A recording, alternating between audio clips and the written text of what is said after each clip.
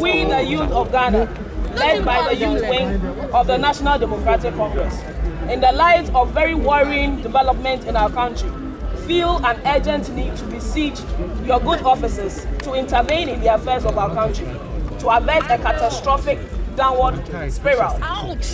Since the advent of the Akufo-Addo government, unprecedented levels of violence,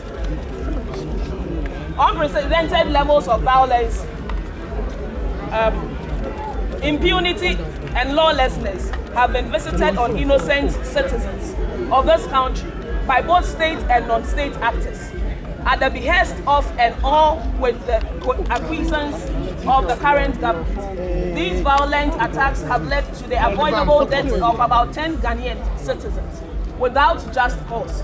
The latest installment of these violent attacks took place only last week at Ejura and Wa.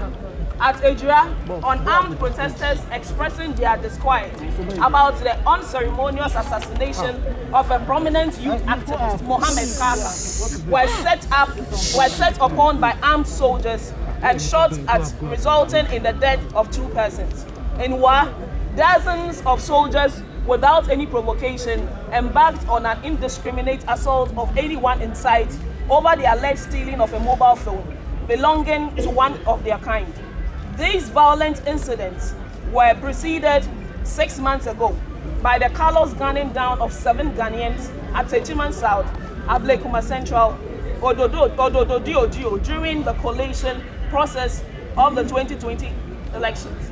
These killings themselves followed several other instances of abuse of citizens by regime actors. These include the broad daylight attack on NDC members by balaclava-wearing MPP bandits clad in national security apparel during the Ayawaso West Wogon by-election. We also recall the dastardly attacks on a court in Kumasi by MPP militants calling themselves Delta Forces, who had earlier attacked the then Ashanti Regional Security Coordinator. We also recall with regret the storming of the chamber of the August House of Parliament by armed military personnel on the 9th of 6th January 2020 during your election. Other notable incidents include the manhandling and torture of journalists and critics of the Akufo-Addo government. A unique feature of these heinous crimes is that they have all gone unpunished, with the perpetrators completely left off the hook. It is our strong belief that these violent attacks on Ghanaians is the product of the deliberate mismanagement and militarization of our society by the current government to instill fear and anxiety in the citizenry as part of a grand design anchored on total domination of the state. This is borne out by the integration of MPP hoodlums and bandits with violent records into national security and other important security organizations like the police and military. A direct consequence of this is that the Akufo-Addo government has acquired a vested interest in the state-sanctioned terrorism. In this circumstance, it has become clear that the government has completely abdicated its responsibility to guarantee the safety and security of Ghanaians and placed itself at the forefront of undermining same. We have come to a point where these sporadic acts of violence, killings and brutalization of innocent Ghanaians can no longer be tolerated. We are simply unable to sit down and watch the lives of our compatriots snuffed out of them by this marauding gang of bandits. We have therefore embarked on this demonstration to draw attention to these various problems. As the head of Ghana's legislature, which is clogged with oversight responsibility on the executive and which truly reflects the aspirations of the people of Ghana, we pray you to lead an effort to stamp out and put an immediate halt to the rapid descent of Ghanaian society into an abyss of violence, lawlessness and impunity, sanctioned by the very government that is supposed to protect us. The nonchalance and aloofness towards these incidents by the president and his government are no longer tenable. To this end, we make the following specific demands. 1. An immediate removal of all bandits and party thugs integrated into the security agencies, the country's security agencies. B, a full-scale bipartisan parliamentary inquiry into all the citizens recounted in our petition and a faithful implementation of all recommendations, especially the punishment of all perpetrators. C, immediate reform of the security agencies with emphasis on modern methods of security provision and a de-emphasis of the militarization of mundane security operations. The holding to account of all relevant government officials who have failed to act in the face of glaring evidence in the cases we have recounted. E, the compensation of all surviving victims of the brutalities and families of all those who have lost their lives as a result. F, the exacting of a clear commitment from the President to uphold the Constitution and laws of Ghana and the prevention of subsequent acts of lawlessness and impunity by elements of his party and government. And the last one, it is our expectation that these demands will be acted upon with dispatch in order to restore the hope and confidence of Ghanaians in the future of our country and its governance institutions. Thank you very much for and on behalf of the youth of Ghana. Under his hand, George Opare Ado Esquire, National Youth Organizer, NDC. Thank you very much.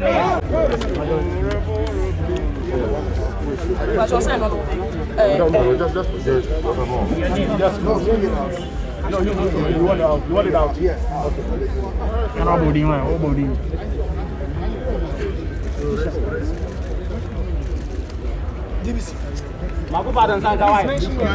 Mention your name. Madam, please. Let me first give an indication that the Speaker of Parliament has had to respond to an invitation by his colleague in Nigeria. And that is why you're not seeing him here. The Speaker is not by any means avoiding the demonstrators. He's had to respond to a call from his counterpart in Nigeria. That's why he's away. There's a reason why the minority leader and I are here to receive your petition for and on behalf of the institution, and indeed because it was addressed to the Speaker, we are receiving it for and on behalf of the Speaker.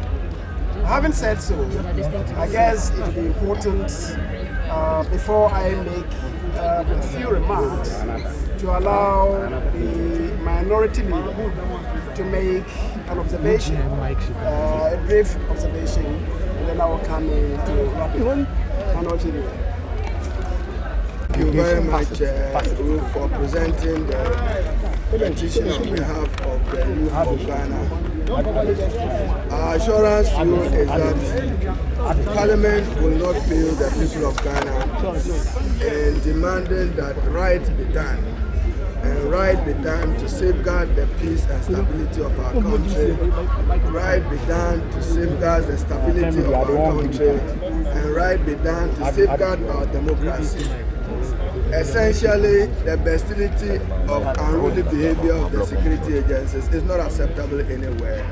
We will look into it, probe into it, where it requires that we read the security agencies of those concerns raised. Parliament will not hesitate in doing that. Understand that the demonstration has generally been peaceful. That is how it should be. Freedom of expression is important, and freedom to demonstrate is important in a democracy for the expression of legitimate grievances.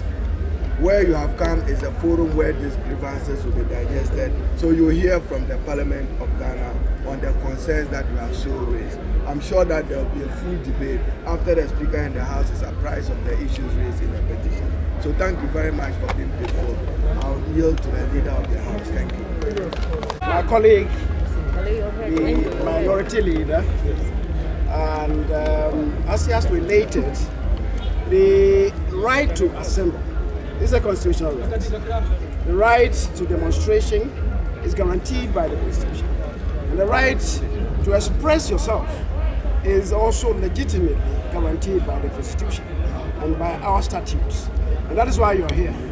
I think that the issues that you have raised relating to the protection of the lives of Ghanaians is at the heart of this, and I think that it's important that all of us relate to that. Since 1992, when we returned to constitutional administration, we've had several instances of partiality as the minority leader has related to involving security forces who are really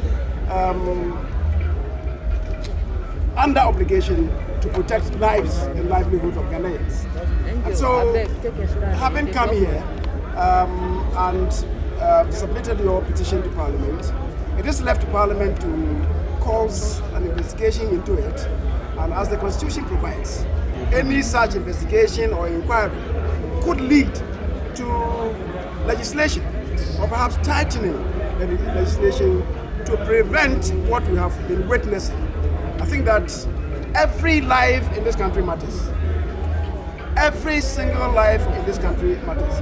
And expression of our constitutional rights should not result in bloodletting. And that's why I'm happy that you are here, that you have organized this peaceful demonstration and come to Parliament should suggest to everybody that democracy is working in Ghana. We are not a perfect democracy, and that infractions must be dealt with in order to correct the system. And I think that that is the way to build our democracy. So I'm happy that you are here, and I thank you for being peaceful in today's organization. And Parliament, upon the return of the Speaker, would trigger the necessary processes to deal with the petition that you have submitted.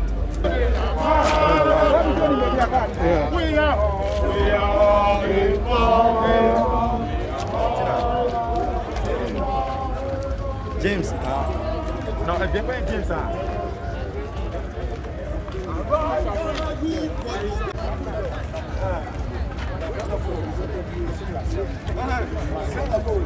Philip!